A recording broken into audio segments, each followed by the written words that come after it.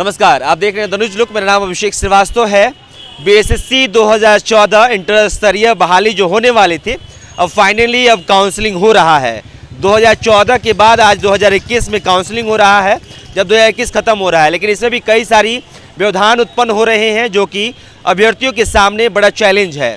हमारे साथ दिलीप कुमार हैं जो कि लगातार छात्रों के हित के लिए सड़क पर उतर के हो या फिर उन तमाम जगहों पे जहाँ पे छात्र को दिक्कत हो, लगातार बातचीत करते रहे हैं।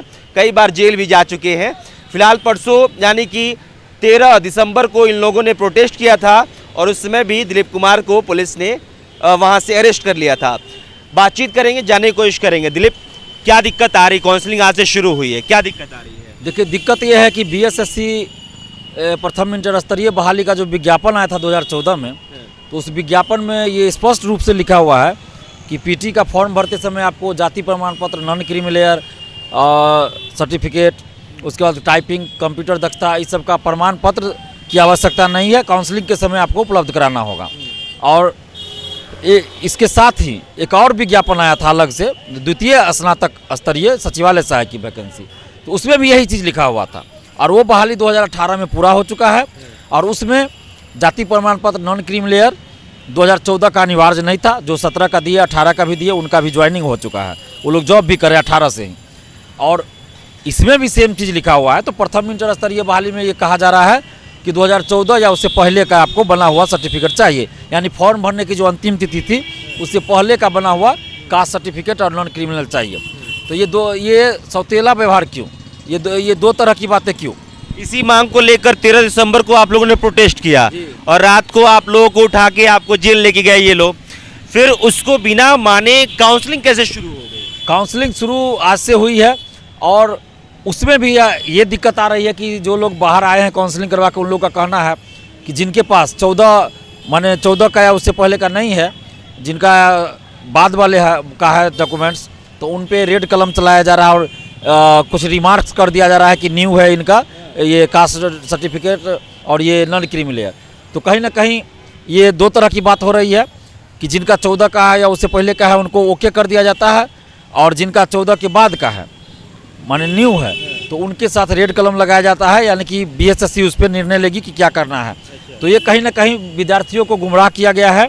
और सुप्रीम कोर्ट का भी आदेश है, 2017 में सुप्रीम कोर्ट का भी एक आदेश आया था जिसमें ये था कि आप इस आधार पर किसी को बाहर नहीं कर सकते हैं सेलेक्ट कैंडिडेट को। आप संबंधित डिपार्टमेंट को भेजिए लिस्ट, सूची, और वहाँ उनको देखना होगा कि वो क्या है, मैटर नहीं है, आपको सिर्फ सेलेक्ट करके भेजना है।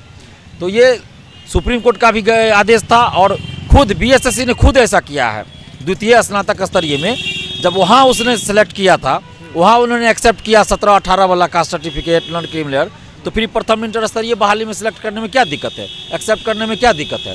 यानी कि कहीं ना कहीं इस बहाली को लटका कर रखने का इरादा है इन लोग का, ताकि उन लोग को लगता है कि अगर जिनको बाहर करेंगे वो लोग कोर्ट चले जाएंगे, मामला कोर्ट में जाएगा, कोर्ट रोक लगा देगा बहाली पे, और ये लोग चाहते नहीं है कि बहाली को पूरा करना। अच्छा, इसमें ये बताइए कि 14 के पहले कई लोग आवास मांग रहे हैं, जाति प्रमाण पत्र मांग रहे हैं, और क्या आपने कहा? Non creamy layer.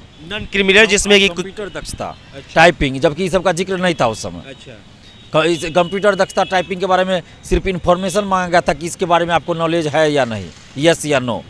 इसका जिक्र नहीं था कि आपको सर्टिफिकेट देना है। अभी आप लोग लगातार ये कहते रहे हैं कि जो मांगा जा रहा है उसके दायरे से 90% अभ्यर्थी जो बाहर हो जाएंगे, 10% ही ऐसे हैं कि जो पूरा कर पाएंगे। तो इस काउंसलिंग का मतलब क्या है? मतलब सिर्फ दिखावा करना है, दिखावा करना है कि हम बहाली कर रहे हैं। और 2014 से ये बहाली चल रही है, 7.5 साल बीत चुका है और अभी तक ये बहाली पूरी नहीं हुई। और ऊपर से अभी जब काउंसलिंग कराने का समय आया, काउंसलिंग शुरू हुआ से, तो उसमें भी नौटंकी किया जा रहा है कि ऐसा चीज़ इसमें ऐड कर दो, ऐसा चीज़ मांगो कि लोग दे ना सके और सीट खाली रह जाए, सीट खाली रह जाए। फिर अगले वैकेंसी में इसको जोड़ के कहेंगे कि हम इतने 1000 पद पे बहाली निकाले हैं। बस दिखावा करना है, पब्लिक में, मीडिया में ये दिखावा करना है कि हम इतने 1000 लोगों को जॉब दे रहे हैं, बहाली निकाल रहे हैं, वाहवाही लूटना है बस। ये 6 महीने ज़्यादा जो 6 महीने जाति का और निवास का ये रहता है, वैलिड रहता है, निवास का वैलिड रहता है। साल पहले 6 महीना का रहता था, अभी साल भर का कर दिया गया है। 6 साल कैसे 7 साल हो जाएगा? हो जाएगा, 7.5 साल होगा। अब इतना समय पहले का लोग क्यों रखेगा? 7 साल कैसे वैलिड हो जाएगा किसी? और उसमें भी आपने ये विज्ञापन में नहीं लिखा था ना कि आपको यही चीज़ वहाँ पे देना पड़ेगा। जैसे देखिए अभी बीपीएससी में भी होता है, हम लोग खुद देते हैं, जब मेंस का फॉर्म भरा जाता है उस समय मांगा जाता है, तो उस समय नया बना के लोग देते हैं। लेकिन इस बार 67वीं बीपीएससी में लिख दिया गया फॉर्म विज्ञापन में ही कि आप जिस दिन फॉर्म भर रहे हैं उस तिथि से पहले तक का बना होना चाहिए। तो ठीक है, बना के हम लोग फॉर्म भर रहे हैं। जब विज्ञापन में लिख दिया तो ठीक है, हम उसी समय बना लेंगे भाई। अगर नहीं बनाएंगे तो मेरी गलती होगी। लेकिन बीएसएससी ने तो विज्ञापन में लिखा नहीं था। और सेम चीज़ द्वितीय इंटर स्तरीय बहाली के विज्ञापन में था, तो वहाँ तो आपने 18 का 17 का भी लिया था, वहाँ तो 14 का अनिवार्य नहीं था। दिलीप, आगे क्या करेंगे उन अभ्यर्थियों के लिए जो कि इससे बाहर हो चुके हैं? अभी तो बाहर नहीं किया गया है, अभी तो काउंसलिंग हो रहा है।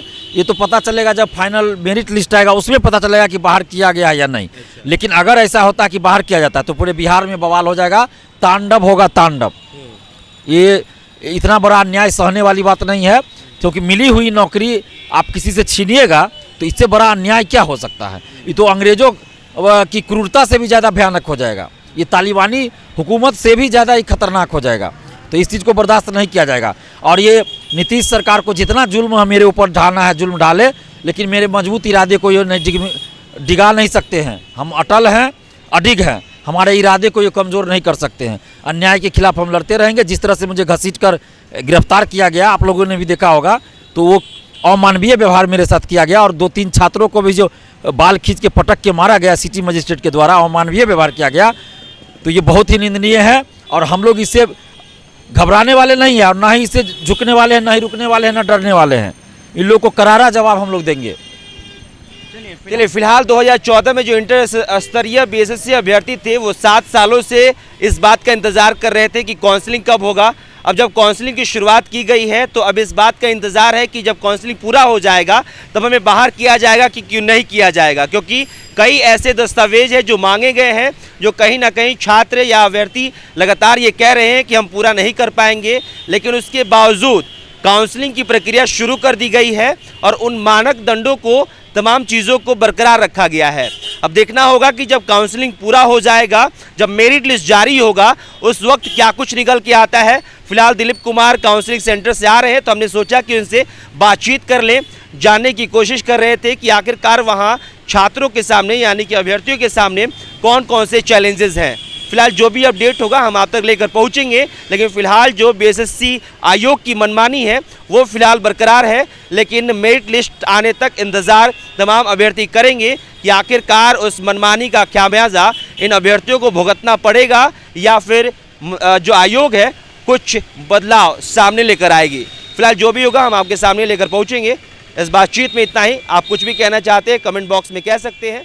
बहुत बहुत शुक्रिया।